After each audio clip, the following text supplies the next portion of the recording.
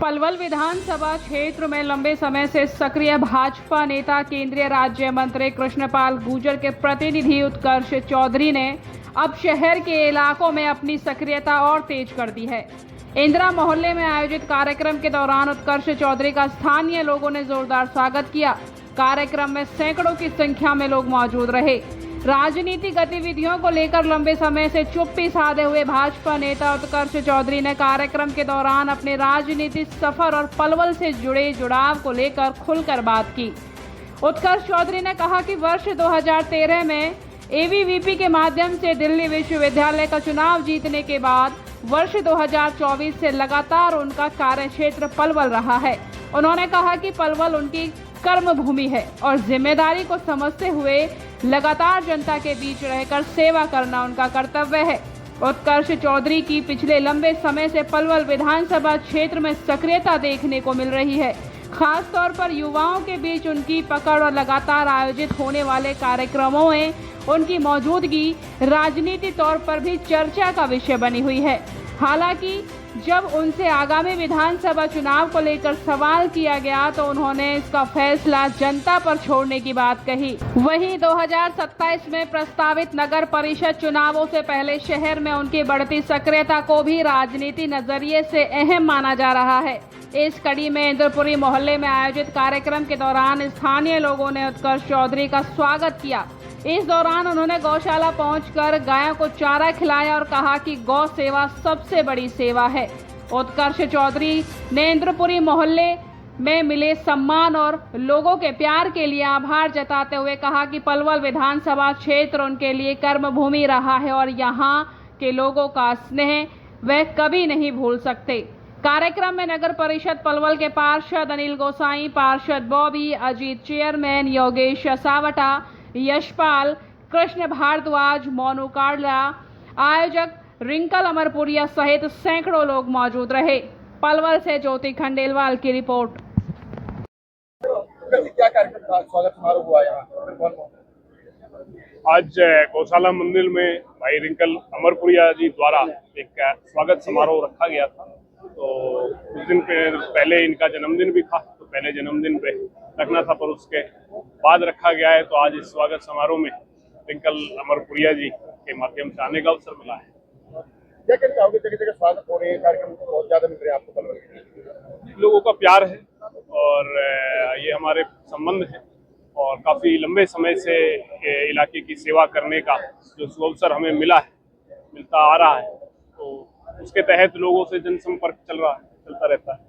और क्या कहना चाहोगे? भाजपा सरकार किस तरह काम कर रही है? देखिए, देश में माननीय नरेंद्र मोदी जी के नेतृत्व में और हरियाणा प्रदेश में माननीय नायब सिंह सैनी जी के नेतृत्व में और फरीदाबाद लोकसभा में चौधरी कृष्णपाल जी के नेतृत्व में रिकॉर्ड तोड़ विकास कार्य हो रहे हैं। और इस विकास की गति के कारण ही आज लोगों के अंदर इतना बड़ा जोश और उत्साह, कोई चुनाव नहीं है, कोई चुनावी माहौल नहीं है, फिर भी लोगों के अंदर जोश और उत्साह है। इसका कारण पिछले 12 सालों से माननीय नरेंद्र मोदी जी के नेतृत्व में जो सुशासन की और बदलाव की सरकार जो चल रही है, उसमें लोगों की आस्था है और पूर्ण विश्वास है। उसी के कारण ये जोश और जुनून लोगों के अंदर बरकरार है। उत्कर्ष जी, आप पलवल विधानसभा क्षेत्र में चुनाव लड़ने के लिए तैयार है? जी, आप पलवल विधानसभा चुनाव क्षेत्र में सक्रिय है जी, और आपके पलवल से सिटिंग एमएलए गौरव गौतम जी, और वो रिकॉर्ड मतों से भी जीते हैं। हाँ। टिकट कटना बड़ा मुश्किल टेढ़ी की रही। देखिए, अभी और आम चर्चा ये कह रहे कि उत्कर्ष जो मेहनत कर रहे हैं ना, वो जाएगी।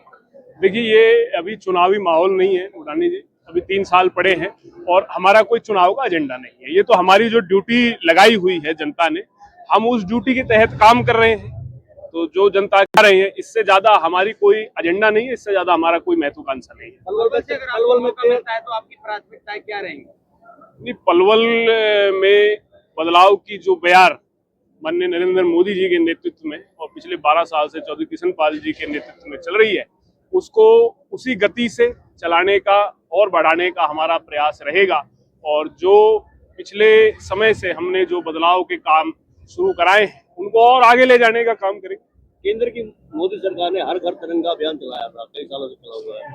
13 तारीख को पलवल में तिरंगा यात्रा निकल रही है, आप पलवल में शामिल होंगे उस तिरंगा यात्रा में? देखिए, हम निरंतर 9 तारीख से लेकर के उनमें हम अपने पूरे जोश और जुनून के साथ अपने लोगों के साथ जनसंपर्क करेंगे और तिरंगा यात्रा को आगे बढ़ाने का काम करेंगे। उत्कर्ष जैसे बात करें, लगा हरियाणा में चल रही है सीटों के बढ़ने को लेकर, यदि सीटें बढ़ती हैं और भदौली विधानसभा बनती है तो प्राथमिकता कहाँ की रहेगी उत्कर्ष? मेरी प्राथमिकता जनता की सेवा है।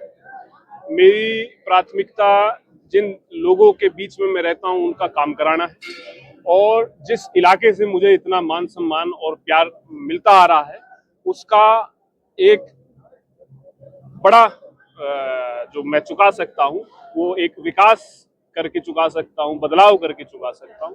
मेरा इतना ही प्रयास है कि विकास करना मेरी प्राथमिकता है, लोगों के काम आना मेरी प्राथमिकता है। नहीं, विधानसभा कौन सी निश्चित करेंगे? पलवल विधानसभा अभी बड़ा लंबा समय, 3 साल है। अभी मैंने पहले भी कहा, अभी पूछा कि चुनावी एजेंडा नहीं है, हम केवल जो हमारी ड्यूटी लगा रखी है लोगों के बीच में बने हुए हैं और लोगों के साथ कंधे से कंधा मिला करके खड़े हुए हैं, और जो भी हमारे लायक काम होता है उसको हम अपनी पूरी ऊर्जा से जोर लगा करके काम कराने का प्रयास करें। हरियाणा में SIR का मुद्दा, देखिए, ये टेक्निकल चीजें हैं, इसमें हम कोई एक तरीके की टिप्पणी कर दें तो वो जायज नहीं होगा।